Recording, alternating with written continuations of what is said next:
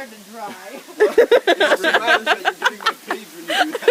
Okay, here we go. Wait, you're getting my page. Right now? Yeah. How about now? Okay, no, but now I can't read it. I have to hold it like this now. I have to hold it like this. Okay, you know what you're saying. Anyways. Well, I don't. Okay, ready? Tell me when. Maddie, he needs more light on him. I can't see Noir at all. Is good? Okay, yeah. Okay. La tempête tropicale Karen est encore en mouvement vers la côte du golfe du Nord samedi. Les hommes de la météo disaient... de la météo dit que les habitants de cette région devraient attendre la pluie et les inondations.